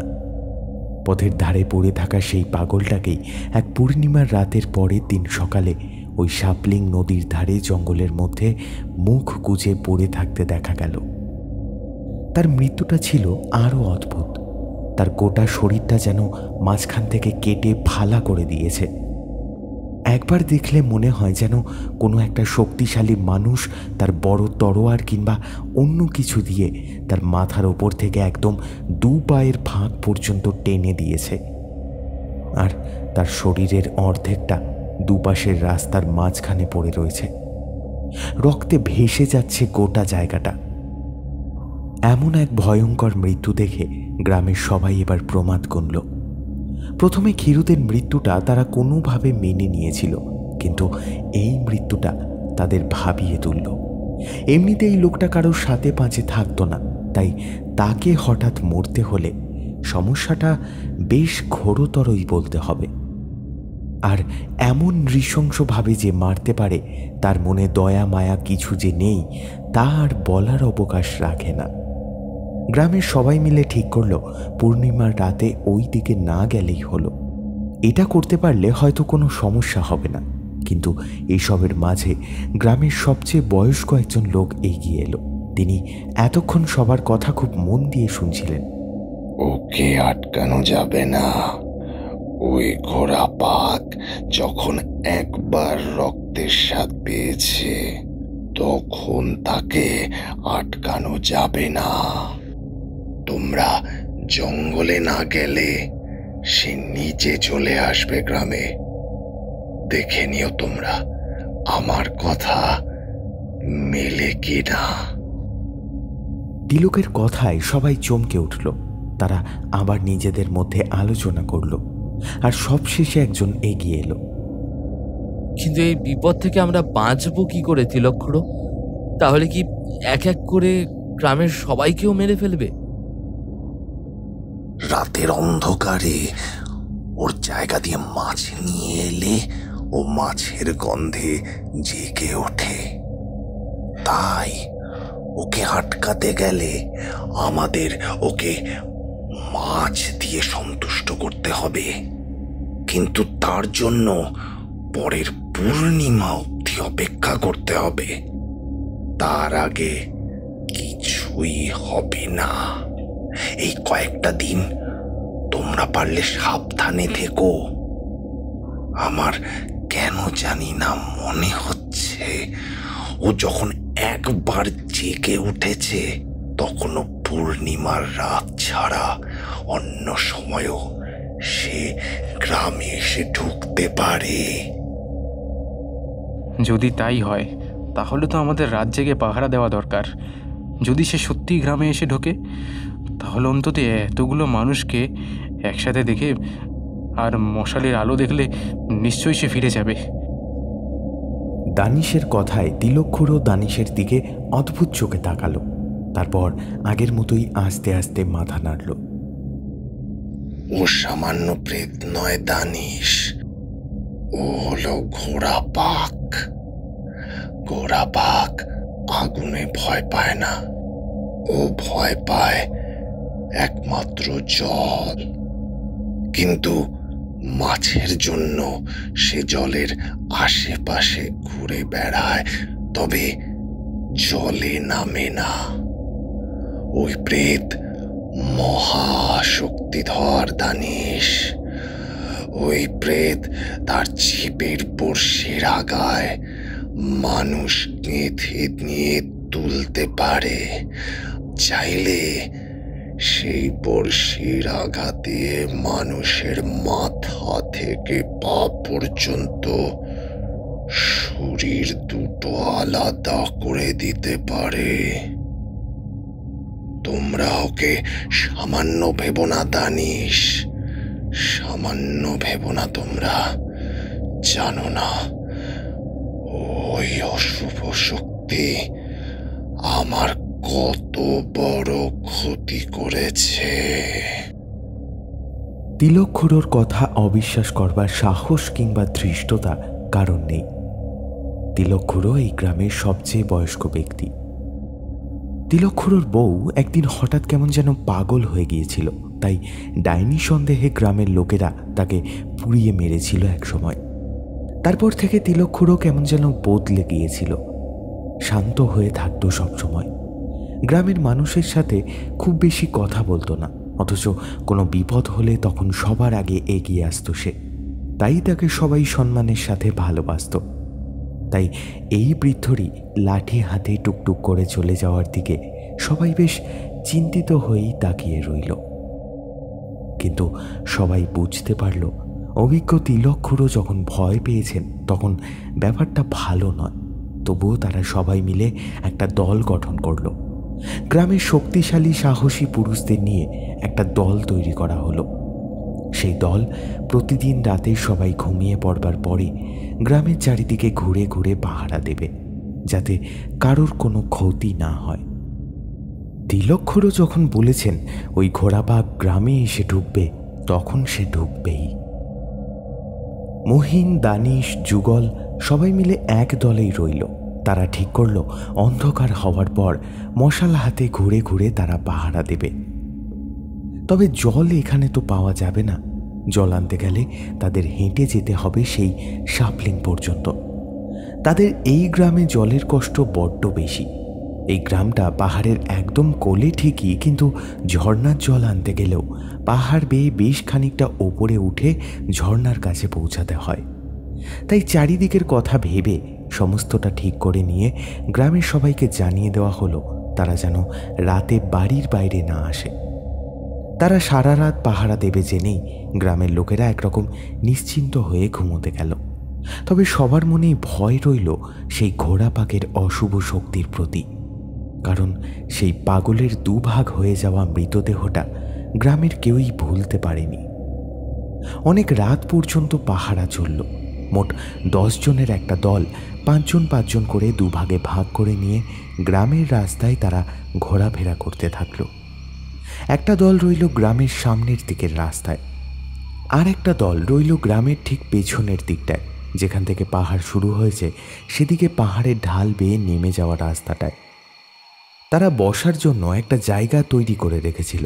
1 ঘন্টা অন্তর সেখানে সবাই এসে বসে সামান্য নেশা ভান করতে লাগলো আর কিছু শুকনো খাবার খেতে লাগলো। একটা গোটা রাত এইভাবে কাটিয়ে দেওয়া তো সহজ কাজ নয়, তার জন্য এসব কিছুর তো প্রয়োজন হবেই। তাই তারা এসবের ব্যবস্থা আগেই করে রেখেছিল, আর তাদের খাবার আর নেশার জিনিস যাতে চুরি না হয় সেই জন্য সেখানে 2 জনকে বসিয়ে রাখা হয়েছিল। এরই মধ্যে একবার তারা সবাই এসে অল্প নেশা আর অল্প খাওয়া দাওয়া করে চলে গেছে। তাই খাবারের পাহারায় থাকা 2 জন একটা তাঁবু খাটিয়ে তার ভেতরে বসে নেশার জিনিস আগলাচ্ছে আর নিজেদের মধ্যে টুকটাক কথা বলছে। আচ্ছা ভাই, ওই ঘোড়া গ্রামের ভেতরে ঢুকে কি করবে? হ্যাঁ, গ্রামের মানুষ তো তার কোনো ক্ষতি করেনি, আর কেউ ওর সামনে দিয়ে এখন তো মাছও আনছে না। তাহলে গ্রামে ঢুকে ও গ্রামের মানুষকে মারবেই বা কেন? আরে গ্রামের মানুষ ওর কোনো ক্ষতি করেনি, কিন্তু ওই ক্ষীরোদ তাকে জাগিয়েছে। আর তিলক খুড়ো যখন বলেছেন তখন তার কথা কি আর অবিশ্বাস করা যায়? বাবার মুখে শুনেছি উনি নাকি অনেক কিছু জানেন। তাহলে আমরা তিলক খুড়োকেই বলছি না বা কেন ওই ঘোড়া পাককে গ্রাম থেকে তাড়িয়ে দিতে? কেন শুধু শুধু আমরা রাত জেগে পাহারা দিচ্ছি? চুপ চুপ, এখন আর ওর নাম নিস না। তিলক খুড়ো তো বলেছেন সামনে পূর্ণিমার রাতে ওরা একটা ব্যবস্থা করবেন। এখন আর আমাদের ওসব ভেবে লাভ নেই। একটা কাজ কর, তুই গ্লাসটা আমাকে দে, একটু খাই, না হলে বুকে বল পাবো না। সুবা আর জিদান নেশার মধ্যে ডুবে গেল, কিন্তু তারা খেয়াল করল না কখন তাদের তাঁবুর ঠিক পেছনের দিকটায় একটা কালো ছায়ামূর্তি এসে দাঁড়িয়েছে। ছায়ামূর্তিটা বড় অদ্ভুত ধরনের। নিচের অংশটা ঘোড়ার আর ওপরের অংশটা ঠিক মানুষের মতো, আর তার মাথার উপর একটা ছোট্ট লাঠির মতন জিনিস ঘুরিয়ে চলেছে অনেকক্ষণ ধরে। তারপর তাদের সামনে এসে দাঁড়িয়ে যখন হাতের সেই ছিপের একটা অংশ জিদানের বুকের ভেতরে ঢুকিয়ে দিল, তখন সুবার নেশা কাটল। সে একটা চিৎকার করে পালাতে যেতেই অদ্ভুত মসৃণভাবে সেই বড়শিটা জিদানের বুকের ভেতর থেকে বেরিয়ে এসে এবার গিয়ে বিঁধল সুবার গলায়। দেখতে দেখতে তাঁবুর ভেতরে ছটফট করতে করতে সুবার আর জিদানের শরীরটা স্থির হয়ে গেল। পাহারাদারেরা যখন তাঁবুর কাছে ভিড়ল তখন তার ভেতরে ঢুকতেই তাদের চোখ কপালে উঠল। তাঁবুর ভেতরে সব লণ্ডভণ্ড, আর সেই সবের মাঝখানে খেলনার মতো পড়ে আছে জিদান আর সুবার শরীরটা।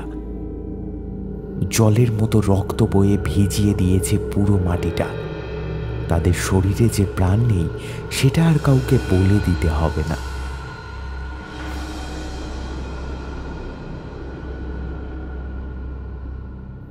গোটা গ্রাম আরও একবার কেঁপে উঠল এই ঘটনায়।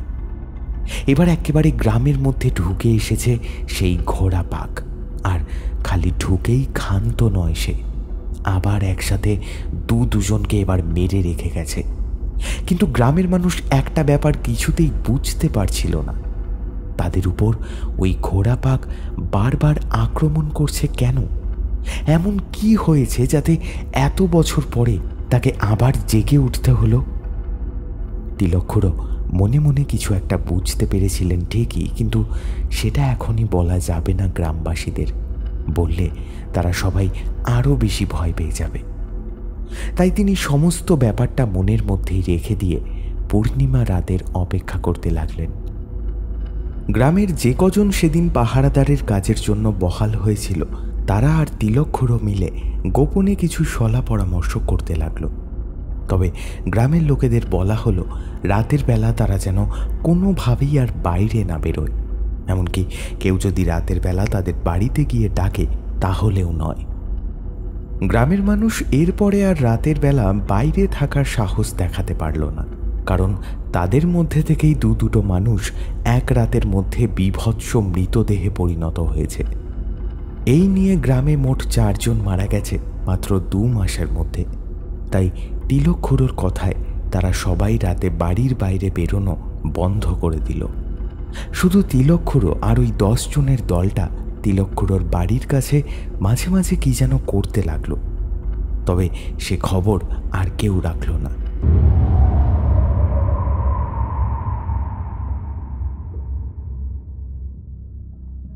দেখতে দেখতে এসে উপস্থিত হলো সেই বহু প্রতীক্ষিত পূর্ণিমার রাত। গ্রামের যারা এতদিন জানত না তারাও আজ জানতে পারল। পূর্ণিমার এই রাতে বেশ কয়েকজন শক্তপোক্ত মানুষকে নিয়ে তিলক খুড়ো যাবেন ওই শাপলিং নদীর ধারের জঙ্গলে। ওই জঙ্গলে গিয়ে পূর্ণিমার রাতে তারা মুখোমুখি লড়াই করবে ঘোড়া বাঘের সাথে, আর তারপর তাকে ওই জঙ্গল থেকে বিতাড়িত করার কোনো একটা উপায় তারা বের করেই ফিরবে। ওরা জানতো এছাড়া এই প্রেতের হাত থেকে উদ্ধার পাওয়ার আর কোনো রাস্তা নেই। তিলক খুড়ো যখন বলেছেন তখন তিনি কিছু একটা ঠিক করবেন, কিন্তু তবুও একটা ভয় তাদের মনে ছিল। তিলক খুড়োর কাছে যে সামান্য কিছু গুপ্তবিদ্যা রয়েছে তা তারা জানে, কিন্তু তাই বলে ঘোড়া পাকের মতন এমন ভয়ঙ্কর কোনো প্রেতকে আটকানো কি তার ক্ষমতার মধ্যে পড়ে? তাকে ভরসা করা ছাড়া আর কোনো উপায়ও তো কিছু নেই। গ্রামের লোক অপেক্ষা করতে লাগলো। তিলক খুড়ো গ্রামের বেশ কয়েকজনকে নিয়ে সেই পূর্ণিমার রাত নামার আগে সন্ধ্যের দিকেই চলল শাপলিংয়ের জঙ্গলে। জঙ্গলে ঢুকতেই ওদের সবার শরীরটা কেমন যেন ছমছম করতে লাগলো। এমনি এদিকটায় বেশি কেউ আসে না, আর ক্ষীরোদের ঘটনার পর থেকে তো কেউ এদিক মারায়নি। পাহাড়ের কোলে যে কটা গ্রাম আছে তাদের মধ্যে এই গ্রামটাই সব থেকে শেষে, আর তাদের গ্রাম পেরিয়েই শাপলিংয়ের জঙ্গল, জঙ্গল পেরিয়েই নদী, নদীর ওপারে শুরু হয়েছে পাহাড়ি রাস্তা। এদিকটা শুধু মানুষ কেন, পশু পাখি কোনো কিছুই পাওয়া খুব একটা সহজ বলে মনে হলো না।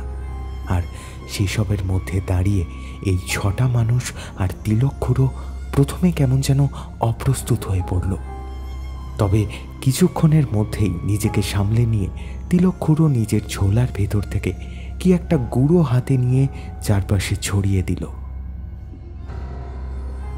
যতক্ষণ আমি তোদের সাথে আছি ততক্ষণ তোদের কোনো ভয় নেই। ওই বয়স্ক মানুষটা যে লাঠি ঠুকঠুক করে হাঁটে, তার গলার জোর এবং মুখের ভাব দেখে এই শক্ত সামর্থ্য মানুষগুলোও কেমন যেন সাহস পেয়ে গেল। তারা আস্তে আস্তে জঙ্গলের মধ্যে ঢুকে একটা নির্দিষ্ট জায়গায় অপেক্ষা করতে লাগলো। তিলক খুড়ো তাদেরকে সেখানে দাঁড় করিয়ে জঙ্গলে ঘুরতে লাগলেন। বারবার মাটির দিকে তাকিয়ে কি একটা খোঁজেন, আর মাঝে মাঝে নিচু হয়ে মাটিতে হাত দিয়ে কি একটা তুলে নিয়ে বোঝার চেষ্টা করেন। কিন্তু একটু রাত বাড়তেই মাটিতে আর কোনো কিছু দেখা গেল না। তখন তিলক খুড়ো ওদের কাছে এসে তার কাপড়ের ঝোলাটা চেয়ে নিলেন। তারপর কাপড়ের ঝোলা থেকে কতগুলো অদ্ভুত দেখতে কড়ি বার করলেন। সেই কড়িগুলো মাটির ওপর একটা নির্দিষ্ট জায়গায় অদ্ভুত একটা নকশার আকারে ছড়িয়ে রেখে দিলেন। নকশাটার আকার বলে বোঝানো সম্ভব নয়, ওটা সবার পরিচিত কোনো আকারও নয়। আমি যতক্ষণ না বলবো ততক্ষণে গাছতলা থেকে কেউ সরবি না। আমি তোদের গণ্ডি কেটে দিচ্ছি, তার বাইরে এলেই কিন্তু বিপদ। কথাটা বলেই তিলক খুড়ো গাছের চারপাশে ঘুরতে ঘুরতে একটা অদ্ভুত স্বরে মন্ত্র জপ করতে লাগলেন। সেটা দেখে এতক্ষণ ধরে তার সঙ্গে আসা মানুষগুলো যেন আরো বেশি ভয় পেতে শুরু করলো। তারা হয়তো কিছু বলতো, কিন্তু তিলক খুড়ো যেন তাদের মনের কথা বুঝে গেলেন। চুপ, আর কোনো কথা নয়। এখন কথা বললে কিন্তু বিপদ বাড়বে। চুপ করে বসে থাক, আমি যখন বলবো তখন তোরা লাঠি নিয়ে আক্রমণ করবি। কথাটা সবাই শুনল বটে, কিন্তু সামান্য লাঠি দিয়ে কি সেই ঘোড়া পাখির সাথে মোকাবেলা করা যাবে? মনে মনে এই প্রশ্নেরই উত্তর খুঁজতে লাগলো ওরা। তিলক্ষুরও তার সামনে সাজিয়ে রাখা কড়িগুলোর মাঝখানে একটা কাঠের হোমকুণ্ড তৈরি করে তাতে আগুন জ্বালালেন। তারপর সেই আগুনের দিকে একভাবে কিছুক্ষণ তাকিয়ে থাকার পর অদ্ভুত স্বরে কিছু মন্ত্র পড়তে শুরু করলেন। সঙ্গে যারা এসেছিল তাদের মধ্যে বেশ কয়েকজন এবার ভয়ে প্রাণ জ্ঞান হারিয়ে ফেলল। কি করছে বলতো খুড়ো? এখানে আমাদের ডেকে এনে এভাবে দাঁড় করিয়ে রাখলো, আর এখন নিচে বসে বসে এসব কিসের মন্ত্র পড়ছে? তিলক খুড়ো কোনো একটা গুপ্ত পদ্ধতিতে বোধহয় সেই ঘোড়া পাককে আটকানোর চেষ্টা করছেন, বুঝলি? বাকিরা অবাক হয়ে তিলক্ষুরোর দিকে তাকিয়ে রইল। চাঁদের সামান্য আলো তার মাথার উপর এসে পড়েছে, আর সেই আলোয় মানুষটাকে অদ্ভুত লাগছে। সেই কড়িগুলোর উপর চাঁদের আলো পড়ে চকচক করছে। আগুনের সামনে বসে খুড়ো অদ্ভুতভাবে হাত নাড়িয়ে এবার উপস্থিত সবাইকে উদ্দেশ্য করে কিছু মন্ত্র পড়ছে। গাছের ঘেরা জায়গাটার মধ্যে দাঁড়িয়ে থেকে ওরা সেদিকেই তাকিয়ে আছে। এমন সময় দূর থেকে একটা খুরের শব্দ ভেসে এলো, আর সেই শব্দটা ভেসে আসার সঙ্গে সঙ্গেই ওরা বুঝতে পারল জঙ্গলের চারপাশের পরিবেশে সামান্য কি যেন একটা পরিবর্তন হয়ে চলেছে। এতক্ষণ ঠান্ডা লাগছিল বটে, কিন্তু এখন যেন সেই ঠান্ডাটা আরও বেশি তীব্র হতে শুরু করেছে, আর তার সাথে ভেসে আসছে সেই কাঁচা মাছের গন্ধ। দেখতে দেখতে চারপাশটা সেই গন্ধে ভরে ওঠার সঙ্গে সঙ্গেই এবার ওরা বুঝতে পারল একটা নয়, যেন অনেকগুলো খুরের শব্দ পাচ্ছে তারা। খুড়ো, ও খুড়ো, ওরা যে আসছে এদিকেই। খুড়ো। তিলক্ষুরো মাথা তুলে তাকালেন, কিন্তু কিছু বললেন না। তার চোখের দৃষ্টি কেমন যেন অদ্ভুত উজ্জ্বল হয়ে উঠেছে। এই চাঁদের আলো ভরা রাতে ওদের সামনে যিনি বসে আছেন সেই তিলক্ষুরো আর ওদের চেনা তিলক্ষুরোর মধ্যে কোনো মিল নেই। তিলক্ষুরোর মুখের দিকে তাকিয়ে থাকতে থাকতে ওরা বেশ ভয় পেয়ে গেল। তিলক্ষুরোর দুটো উজ্জ্বল চোখ, তার মুখের চারপাশে বলি রেখার দাগ, সেই সমস্ত কিছু ছাড়িয়ে তার মুখটা হঠাৎ অদ্ভুত লাল হয়ে উঠেছে। আর তার সাথে যেটা দেখে ওরা আরও বেশি ভয় পেল সেটা হলো তিলক্ষুরোর মুখটা কেমন যেন অদ্ভুত হাসি মাখা। তিলক্ষুরো আবারও বেশ কিছুক্ষণ ওদের দিকে তাকিয়ে থেকে ফের নিজের কাছে মন দিলেন। ওরা বুঝতে পারল শাপলিং নদীর ধার ধরে ঠিক তাদেরই দিকে এগিয়ে আসছে ঘোড়ায় চাপা মানুষের মতো কয়েকটা ছায়া মূর্তি। এই জঙ্গল বেশি ঘন নয়, বড় বড় গাছ রয়েছে ঠিকই, কিন্তু তাছাড়া বাকি সব কিছুই দেখা যায় চাঁদের আলোয়। তারা স্পষ্ট দেখতে পেল এবার সামনের রাস্তা ধরে কতগুলো অদ্ভুত প্রাণী ওদের দিকে এগিয়ে আসছে। সেই প্রাণীগুলোর হাতে ধরা রয়েছে একটা মোটা লাঠির মতো ছিপ, আর তার ডগায় ঝুলছে বড়শি। সেই ছিপটা ওরা মাথার উপর বন বন করে ঘোরাচ্ছে, আর সেভাবেই আস্তে আস্তে এগিয়ে আসছে তাদের দিকে। ছায়ামূর্তিগুলো আরও কিছুটা এগিয়ে আসার সাথে সাথে তাদের মুখ দেখতে পেয়ে ওদের সবার বুকের ভেতরটা শুকিয়ে গেল ভয়ে। এমন অদ্ভুত হিংসার রাগ মেশানো ভয়ঙ্কর মুখ ওরা এর আগে কখনো দেখেনি। এদের দেখেই মনে হচ্ছে এরা স্বয়ং শয়তানের দূত, যেন মানুষ আর প্রাণী মিশিয়ে একটা অদ্ভুত অশুভ শক্তি তৈরি হয়েছে। তিলক্ষুরোর কিন্তু সেদিকে মন নেই। তিনি একভাবে নিজের মন্ত্র পড়ে চলেছেন। সেই অদ্ভুত প্রাণীগুলো তিলক্ষুরোর একদম পাশ দিয়ে এগিয়ে এসে গাছটার সামনে এসে দাঁড়ালো। 6-7 জনের একসাথে চিৎকারে চারপাশটা গম গম করে উঠল, কিন্তু ওরা অনেক চেষ্টা করেও সেখান থেকে পালাতে পারল না। যেন কোনো একটা অদ্ভুত শক্তি ওদের সেই গাছের বেষ্টনের মধ্যে বেঁধে রেখেছে। ওদের চিৎকার তিলকখুড়োর কানে যত বেশি যেতে লাগলো, তত তিলকখুড়োর মুখের হাসিটা বিকট হয়ে আসতে লাগলো। একসময় সেই অদ্ভুত প্রাণীগুলোর ছিপে লাগিয়ে রাখা বড় বড় বড়শিগুলো এসে ওদের বুকে, পিঠে, চোখে গেঁথে যেতে লাগলো। আর সেই মরণ আর্তনাদ ছাড়িয়ে শোনা যেতে লাগলো একটা হাসি, তিলকখুড়োর হাসি।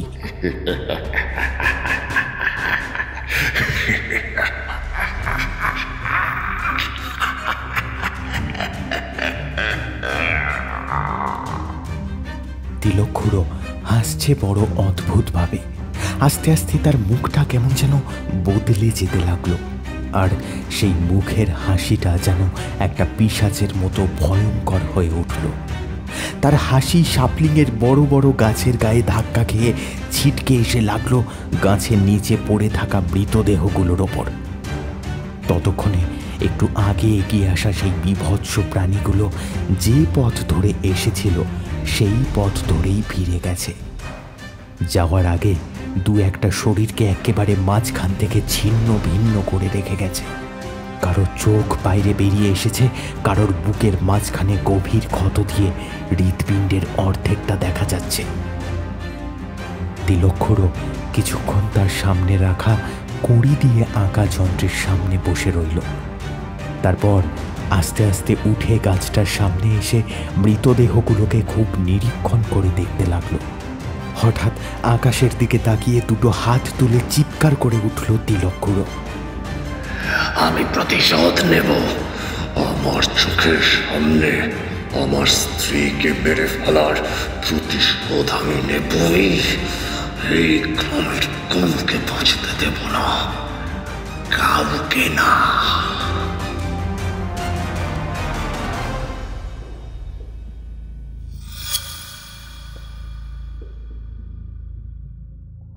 পরদিন সকালে তিলকখুড়ো গ্রামে ফিরে এসে খবর দিল সেই অদ্ভুত অশুভ শক্তি সবাইকে মেরে রেখে গেছে, এমনকি তাকেও আক্রমণ করেছিল, কিন্তু তিনি কোনো রকমে রক্ষা পেয়েছেন।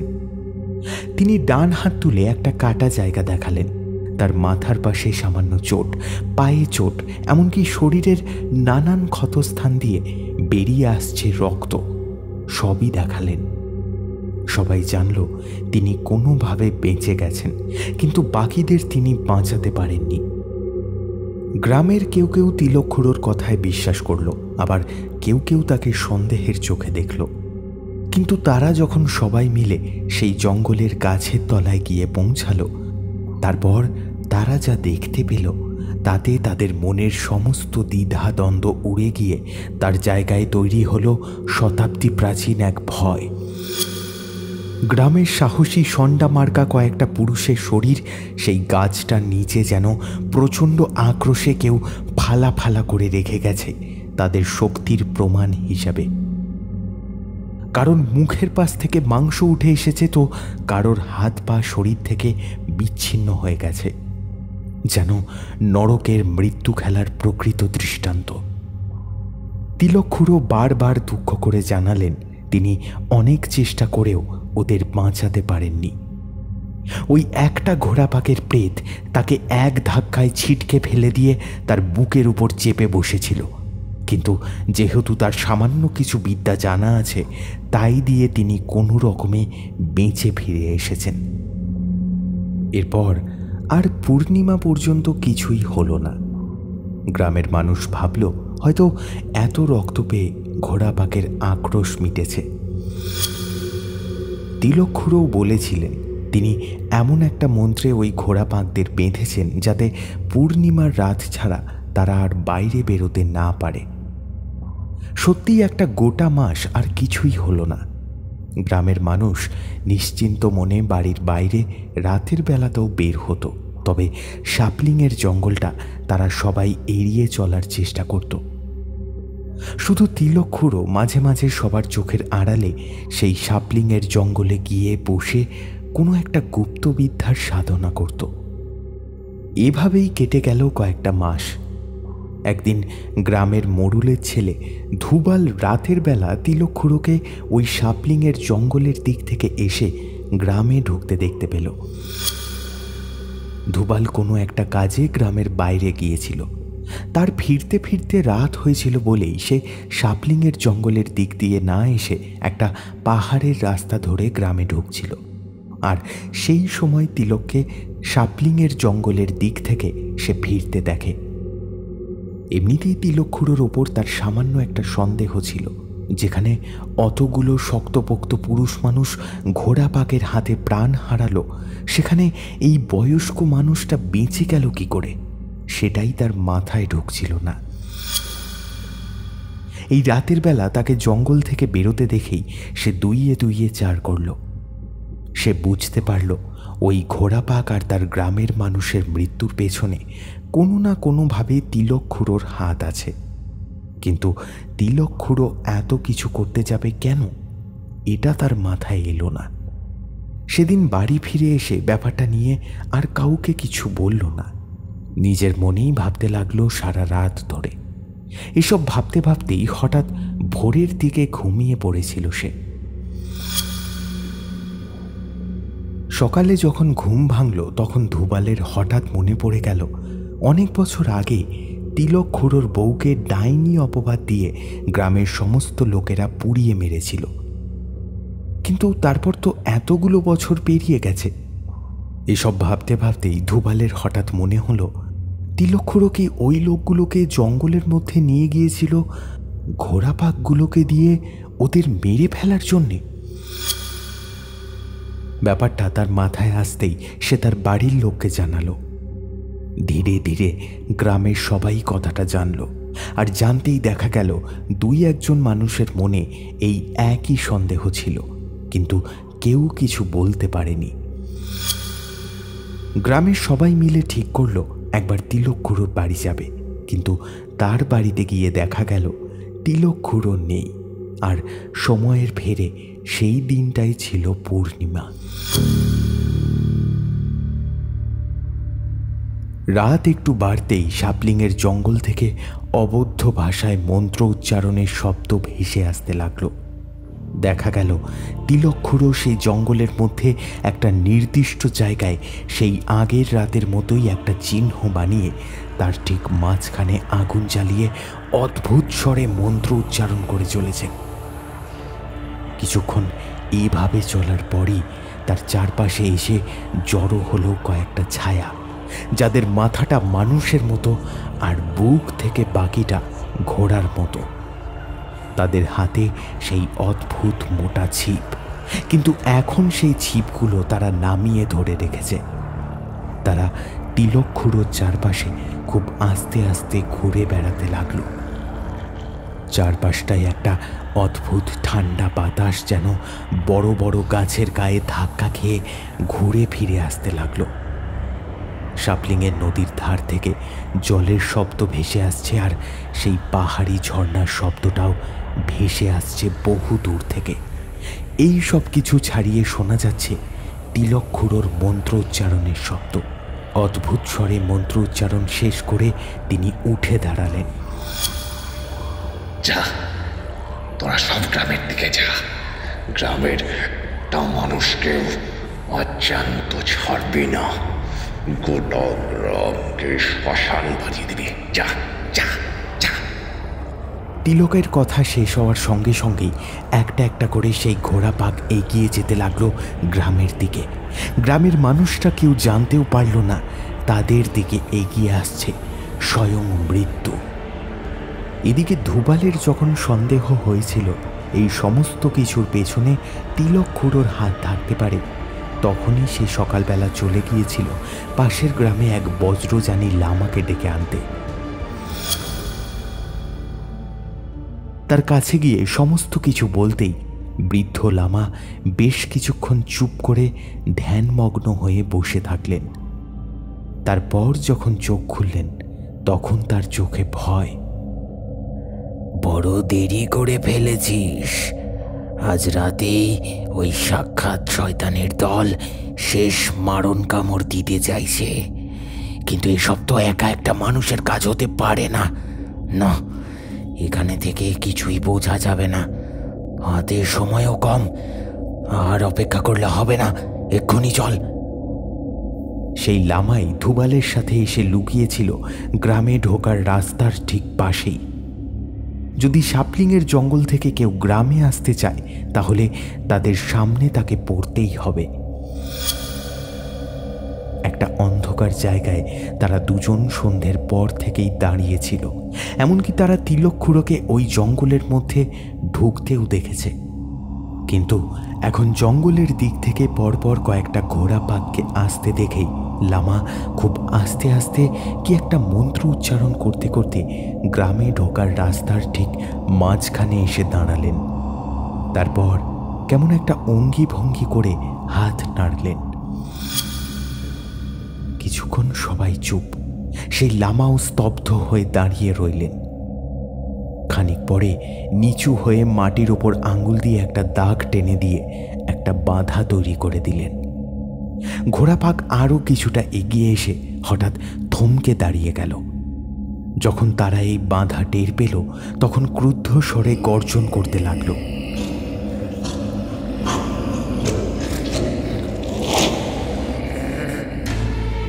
পরপর কয়েকটা ঘোড়াপাক একসাথে দাঁড়িয়ে ক্রুদ্ধ স্বরে গর্জন করে চলেছে। তাদের খুরগুলো মাটিতে আছাড়ি পিছাড়ি দিয়ে ধুলো উড়িয়ে যাচ্ছে। সেই ধুলো এই রাতের চাঁদের আলোয় ভরা আকাশকে ঢেকে দেবার জোগাড় করেছে। সে দৃশ্য দেখতে দেখতে ধোবালের চোখ বিস্ফারিত হয়ে আসছিল। সেই মুখের দৃষ্টি কি অদ্ভুত ভয়ঙ্কর। সেই দৃষ্টিতে আর গোটা মুখ থেকে কেবল রাগ ঝরছে। ঝকঝকে সাদা দাঁত আর কালো কুচকুচে চোখ দেখে ধুবালের বুকের ভেতরটা কেঁপে উঠল। লামা সঙ্গে না থাকলে সে এক্ষুনি ছুটে গ্রামের দিকে চলে যেত। তাদের শরীরের প্রতিটা অঙ্গ জানিয়ে দিচ্ছে যে তারা কতটা শক্তি ধরে। কিন্তু কোনো এক অজানা কারণে তারা কোনো মতেই একটা জায়গার পর আর এগোতে পারছে না। লামা এবার গ্রামের সীমানা ছাড়িয়ে আরো খানিকটা এগিয়ে গিয়ে দাঁড়াল। আমি আদেশ করছি, তোরা ফিরে যা। তোরা এই গ্রামে ঢুকতে পারবি না। এই গ্রাম আর তোদের আওতায় নেই। আমি এই গ্রামকে বজ্রযোগের কবজে বেঁধে দিয়েছি। তোরা এদিকে আর এক পা বাড়ালেও ওই শাপলিং নদীতে বন্দী হয়ে যাবি। লামার গলার স্বর শুনে সবকটা ঘোড়াপাক একসাথে প্রচণ্ড আক্রোশের সাথে তার দিকে তাকালো। বেশ কিছুক্ষণ সেভাবে তাকিয়ে থাকার পরে তাদের হাতে উঠে থাকা ছিপগুলো আপনা আপনি নিচে নেমে এলো। তারা কেমন যেন মহাচ্ছন্নের মতো পেছনের দিকে ঘুরে সেই জঙ্গলের দিকে ফিরে যেতে লাগলো। ধুবাল 24 ঘন্টার মধ্যে এই দ্বিতীয়বার অবাক হলো। লামার দিকে তাকাতেই সে দেখতে পেল তার চোখ দুটো কেমন যেন উজ্জ্বলভাবে যেন জ্বলছে। এই চাঁদের আলোতে বেশ কিছুক্ষণ ওভাবে দাঁড়িয়ে থাকার পর তিনি আবার স্বাভাবিক হয়ে এলেন। ওদের আমি আটকাতে পেরেছি ধুবাল। এ কাজ একা তিলকের নয়। সে কোনো এক যক্ষিণীকে কাজে লাগিয়েছে তোদের ওপর প্রতিশোধ নেবে বলে। সেই যক্ষিণীরই বাহন বলতে পারিস এই ঘোড়াপাক। তবে সেই যক্ষিণীকে তিলক কিভাবে বশ করলো তা আমি জানি না। তবে এটুকু জানি যে আজ রাতে ওরা আর ফিরে আসবে না। ধুবাল ফিরে গিয়ে গ্রামের সমস্ত মানুষকে এই ঘটনা জানালো। সেদিন সারা রাত গ্রামের মানুষ আর লামা ওই রাস্তার কাছেই দাঁড়িয়েছিল, কিন্তু ঘোড়াপাকের দল আর ফিরে এলো না। বোধহয় তিলক বুঝতে পেরেছে তার পাঠানো ঘোড়াপাকের দলকে কেউ ফিরিয়ে দিয়েছে, তাই সে আর তাদের পাঠাতে সাহস করেনি। তোমরা সকাল হলে একবার ওই জঙ্গলে গিয়ে দেখবে তিলককে পাও নাকি। আমি এখন ফিরে যাচ্ছি। ভোর হয়ে আসছে, এখন আর তারা আক্রমণ করবে না। তাদের ক্ষমতা কেবল রাতেই বৃদ্ধি পায়। যদি প্রয়োজন হয় আবার আমায় ডাকবে। তবে সাবধান, ওই জঙ্গলে পূর্ণিমার রাতে কখনোই কেউ যেও না।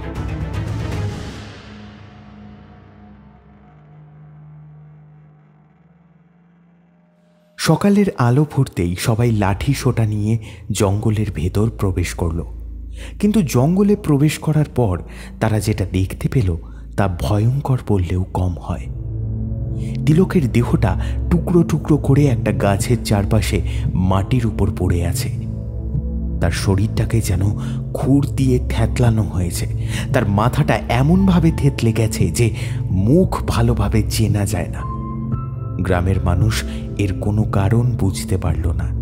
তারা বুঝতে পারল না তিলকের পাঠানো সেই ঘোড়াপাকের দল শেষে তাকেই আক্রমণ করল কেন।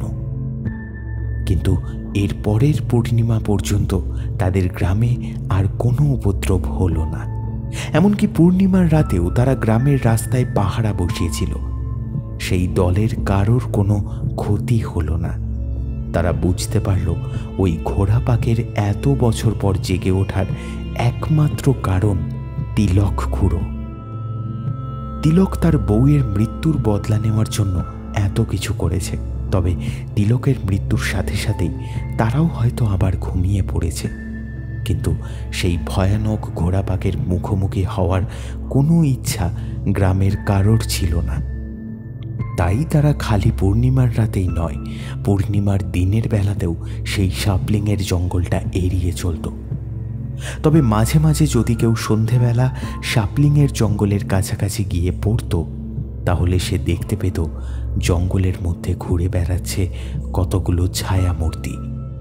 তাদের শরীরের নিচের অংশটা ঘোড়ার মতো আর উপরের অংশটা মানুষের মতো। ক্ষীরোদের মৃত্যু দিয়ে যে বীভৎস ভয় শুরু হয়েছিল এই গ্রামে, তা তিলকের মৃত্যুর সাথে সাথেই শেষ হলো ঠিকই, তবে ঘোড়াপাকের প্রেত এখনও সাপলিংয়ের জঙ্গলেই থাকে। আর ওদের থাকার কারণ জানে না সেই লামা। জীবনের যন্ত্রণায় জ্বলতে থাকা এক যক্ষিণী আজও তার প্রতিশোধের অপেক্ষায় আছে, খালি তাকে ডেকে জাগানোর অপেক্ষা।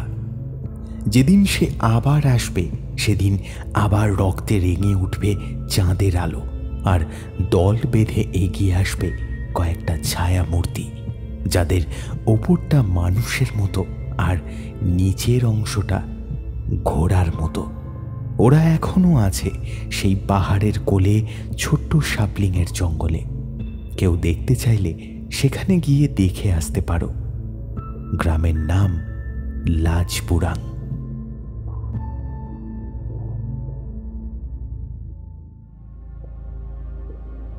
শেষ হলো আজকের দ্বিতীয় গল্প, ঘোড়াপাকের কবলে। গল্পের poster design Shubhodeep Banerjee, collaboration with team Bongify YouTube channel. গল্পের সূত্রধর আমি বিপুল। ফিরে আসবো আরও একটি অভিনব গল্প নিয়ে। তাই কান রাখুন স্কেয়ার এলিভেটর ইউটিউব চ্যানেলে। ধন্যবাদ।